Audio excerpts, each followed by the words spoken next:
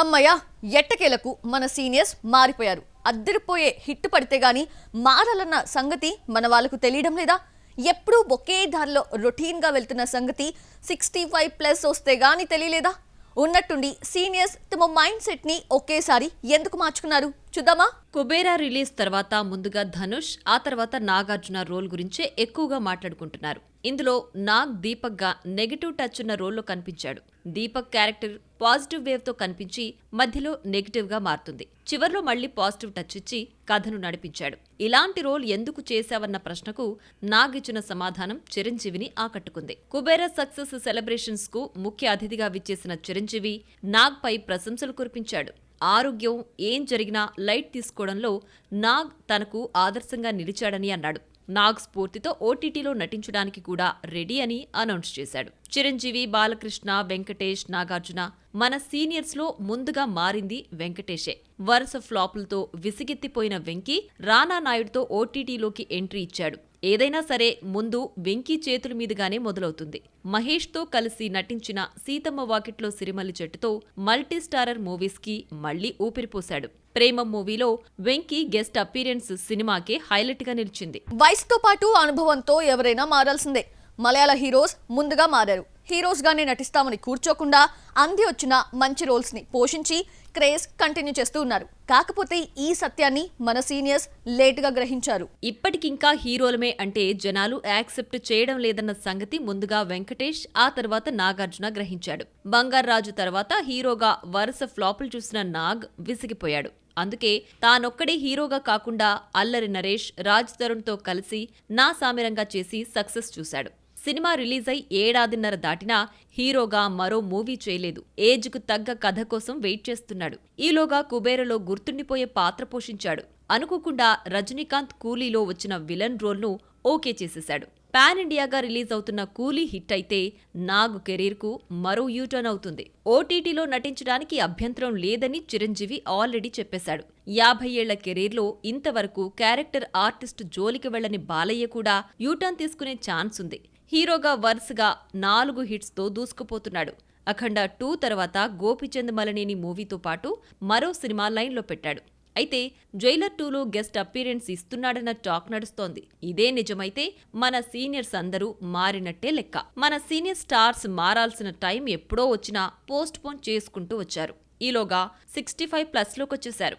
ఇకనైనా రొటీన్కి టాటా చెప్పకపోతే అడ్రస్ గల్లంతయ్యే ప్రమాదం ఉంది. మన వాళ్లందరికీ యాక్టింగ్ ఓ ప్యాషన్. ఏ నటుడైనా ప్రాణం ఉన్నంతకాలం నటిస్తూనే ఉంటామంటారు. కెరీర్ సాగించాలంటే జనరేషన్కు తగ్గట్టు మారాల్సిందే. హీరోయిజం ఒక్కటే క్రేజ్ను రక్షించలేదు.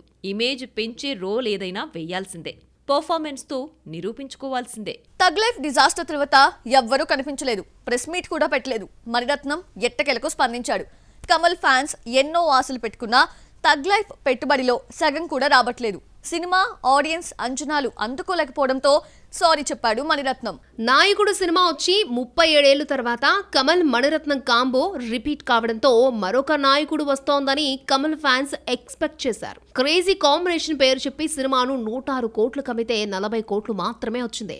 డిస్ట్రిబ్యూటర్లు భారీగా నష్టపోయారు. రిలీజ్ అయిన ఫస్ట్ షో తర్వాత థియేటర్స్ లో ఆడియన్స్ కనిపించలేదు. తగ్ లైఫ్ డిజాస్టర్ తో మణిరత్నంకు వచ్చిన నష్టమేమీ లేదు. ఆయన వరుస ఇస్తున్న ఫ్లాపుల్లో ఇదొకటిగా నిలిచిపోయింది. సినిమాను కమల్ సొంతంగా నిర్మించడంతో కోలుకోలేని దెబ్బ కొట్టింది. రిలీజ్ కి ముందు కమల్ బెంగళూరులో చేసిన వ్యాఖ్యలు దుమారం రేపడంతో సినిమాపై కన్నడ ఇండస్ట్రీ బ్యాన్ విధించింది. ఇలా కొద్దో గొప్ప వచ్చే కన్నడ వసూలుకు దూరమైంది. భయంకరమైన ఫ్లాప్ టాక్ తో డిస్ట్రిబ్యూటర్స్ భారీ నష్టాలను చూడాల్సొచ్చింది. థగ్ లైఫ్ దెబ్బ నుంచి కమల్ ఎప్పుడు కోలుకుంటాడో తెలియదు, కానీ మణిరత్న మాత్రం మళ్లీ దారిలోకి వచ్చేశాడు. రీసెంట్ గా ఇచ్చిన ఓ ఇంటర్వ్యూలో మాట్లాడుతూ నెక్స్ట్ మూవీ పనుల్లో బిజీగా ఉన్నానని చెప్పాడు. అందరూ మా నుంచి మరొక నాయకుడు ఆశించారని, వాళ్ళ అంచనాలను అందుకోలేకపోయాము అన్నారు. దీనికి క్షమాపణలు కోరుతున్నానన్నారు మణిరత్నం. విజయ్ నటిస్తున్న జననాయగన్ చివరి చిత్రమా? ఇక వెండితెరపై విజయ్ కనిపించడా? లేదంటే ఎన్టీఆర్, చిరంజీవి, పవన్ కళ్యాణ్ లా మళ్లీ నటిస్తాడా? పార్టీ పెట్టి రాజకీయాల్లోకి వెళ్లిన విజయ్ నటిస్తాడా లేదా అన్న విషయం లీక్ అయింది. విజయ్ మనసులో అసలు ఏముంది చూద్దామా? విజయ్ పార్టీ పెట్టి రాజకీయాల్లోకి రావాలన్న ఫ్యాన్స్ కోరిక తీరిందే. పార్టీ పేరు జెండా ప్రకటించాడు విజయ్. గోట్ తర్వాత నటిస్తున్న జననాయగన్ లాస్ట్ మూవీగా ప్రచారం నడుస్తోంది. చివరి సినిమా కావడంతో 250 కోట్ల పారితోషికం తీసుకుంటున్నాడు అన్న కథనాలు కూడా పుట్టుకొచ్చాయి. 2026 తమిళనాడు అసెంబ్లీ ఎన్నికల్లో విజయ్ పార్టీ పోటీకి దిగుతోంది. జయనాయగన్ విజయ్ చివరి సినిమా అవుతుందన్న గ్యారంటీ లేదు. రాజకీయాల్లోకి వచ్చి పార్టీలు పెట్టిన ఎన్టీఆర్, చిరంజీవి, పవన్ కళ్యాణ్ కెమెరా ముందుకొచ్చారు. వీళ్ళ దారిలోనే విజయ్ నడిచే ఛాన్స్ లేకపోలేదు.